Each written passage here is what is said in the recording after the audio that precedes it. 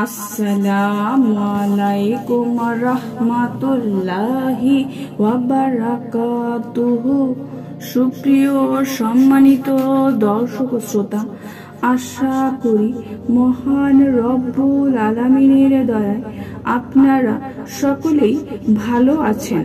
সুপ্রিয় সম্মানিত দর্শক শ্রোতা, আজকে হযরত বিলাল হাবশী রাদিয়াল্লাহু তাআলা আনহু থেকে একটি ঘটনা বর্ণনা করব। ঘটনার শিরোনাম হচ্ছে শেষ পরিণতি। চলুন ঘটনাটি শুরু করা যাক। আপনাদের কাছে একটা অনুরোধ থাকবে, ঘটনাটি শেষ পর্যন্ত শুনবেন। আব্দুর রহমান ইবনে আউফ রাদিয়াল্লাহু তাআলা আনহু উমাইয়া ইবনে খালফের পুরাতন বন্ধু ছিলেন। যখন তিনি হিজরত করে মদিনায় চলে গেলেন, তখন তার সঙ্গে উমাইয়ার লেনদেন সংক্রান্ত একটি চুক্তি হয়। তা হলো, তিনি মদিনায় উমাইয়ার ধন সম্পদ হেফাজত করবেন, আর আব্দুর রহমান ইবনে আউফ রাদিয়াল্লাহু এর যে সম্পদ মক্কায় রয়ে গেছে তা হেফাজতের দায়িত্ব থাকবে উমাইয়ার উপর। বদর প্রান্তরে হযরত আব্দুর রহমান ইবনে আউফ রাদিয়াল্লাহু তাআলা আনহু যখন উমাইয়াকে দেখতে পেলেন, তখন তার মনে এই আকাঙ্ক্ষা জেগে উঠল যে উমাইয়া নিহত না হয়ে বরং বন্দী হোক, হয়তো এর সুতোয় সে হেদায়েত প্রাপ্ত হয়ে যাবে। সুতরাং মুসলিমরা যখন যুদ্ধে লিপ্ত ছিল, তখন হযরত আব্দুর রহমান ইবনে আউফ রাদিয়াল্লাহু তাআলা আনহু সকলের অগোচরে উমাইয়া ও তার পুত্রকে একটি পাহাড়ের উপর নিয়ে গেলেন। ঘটনাক্রমে হযরত বিলাল রাদিয়াল্লাহু তাআলা আনহু তাদের দেখে ফেললেন। আব্দুর রহমান ইবনে আউফ রাদিয়াল্লাহু তাআলা আনহু উমাইয়ার পুত্রকে আনসারদের সম্মুখ ভাগে রেখে দিলেন। আনসাররা তাকে ধরে কাতল করে ফেলল, কিন্তু আনসারী মুজাহিদদের ও হযরত বিলাল রাদিয়াল্লাহু এর মূল লক্ষ্য ছিল উমাইয়া ইবনে খালফ। তারা তাকে ছেড়ে দিতে কোনো মতেই সম্মত ছিলেন না। উমাইয়া স্থূল দেহের অধিকারী ছিল, তাই বেশি দৌড়াতে তার কষ্ট হচ্ছিল। সে বসে পড়ল। হযরত আব্দুর রহমান তাকে বাঁচাতে তার উপর হয়ে শুয়ে পড়লেন। হযরত আব্দুর রহমান ইবনে আউফ রাদিয়াল্লাহু তাআলা আনহু নিজেই বর্ণনা করেন যে, আমি উমাইয়াকে বললাম, তুমি বসে পড়ো। সে বসে পড়ল এবং আমি উপর হয়ে তার উপর পড়ে গেলাম, যাতে করে সে জানে বেঁচে যায়।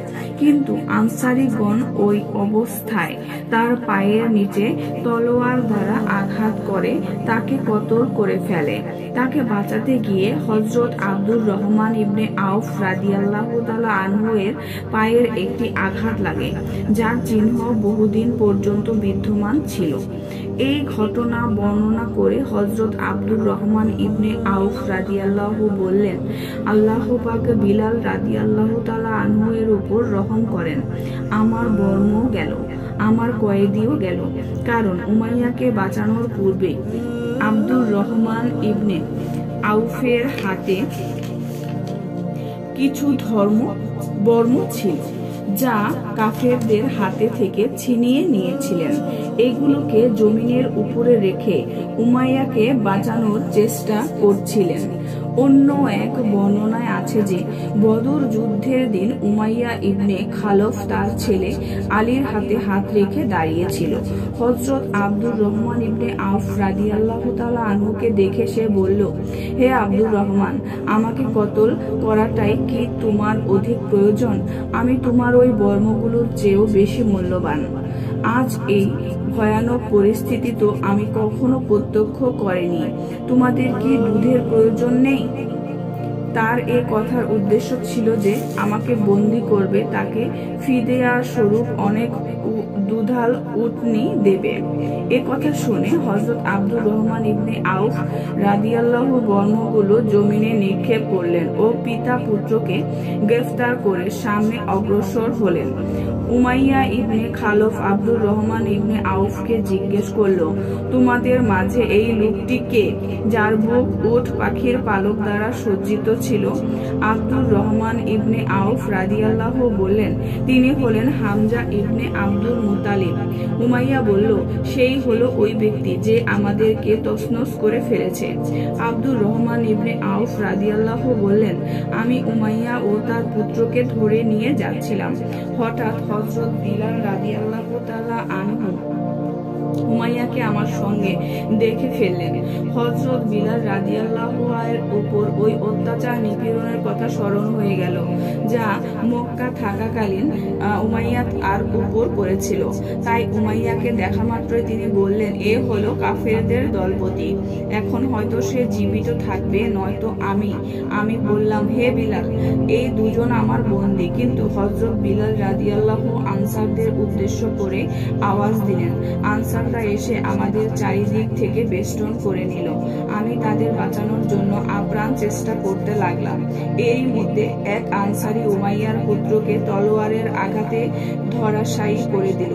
পুত্রের ভয়ানক মৃত্যুতে উমাইয়া এমন বিকট চিৎকার দিল যে আমি আজ পর্যন্ত এমন চিৎকার আর শুনিনি। আমি তাকে বললাম, পালাও, কিন্তু আজ পালাবারও কোনো সুযোগ নেই। শপথ আল্লাহর, আজ আমি তোমার কোনো উপকার করতে পারবো না। তারপর জনৈক আনসারী নিজ তলোয়ার দ্বারা উভয়ের ভাবলীলা সাঙ্গ করে দিল।